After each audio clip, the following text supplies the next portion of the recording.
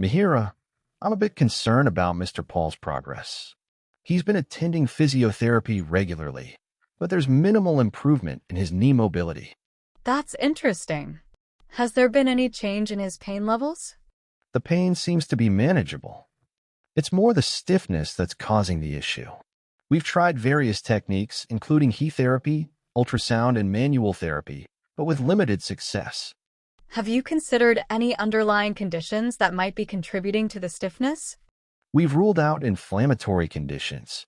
I'm starting to wonder if there might be a neurological component. Perhaps a referral to a neurologist would be beneficial.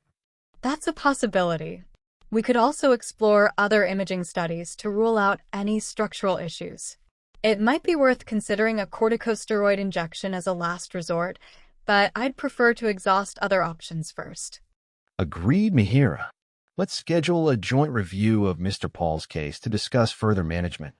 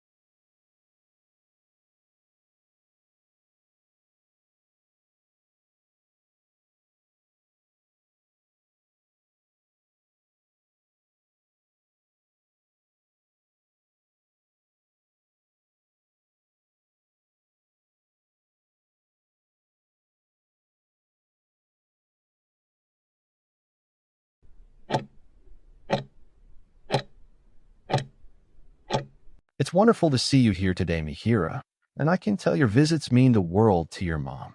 Having regular contact with family like you really makes a significant difference in a patient's recovery journey after a stroke. Your presence helps immensely in lifting her mood, bringing a sense of comfort and familiarity that can be incredibly energizing for her. It also helps to pass the time in what can sometimes feel like a long day in rehab, and your consistent visits contribute to establishing a reassuring routine that aids her orientation and sense of normalcy. I do want to gently remind you about our visiting regulations here on the ward, which are in place to ensure all our patients receive the best possible care and rest. We generally ask for a maximum of 2 visitors at any one time at the bedside to avoid overwhelming your mom, and to ensure we can conduct necessary treatments and serve meals without disruption. So it's best to avoid visiting during meal times or when therapy sessions are scheduled, as these are crucial times for her progress and nourishment. Regarding the visits themselves, we found that shorter durations are often more beneficial for stroke patients, especially in the early stages of recovery. Your mom might tire more easily than she used to, so it's a good idea to watch for any signs of fatigue, like her looking away, closing her eyes, or becoming less responsive. There's also no need for constant conversation. Simply being present, holding her hand, or quietly sharing a moment can be just as comforting. We want to ensure your visits are positive and restorative for her, not overwhelming. Please feel free to ask me any questions if you're unsure about anything.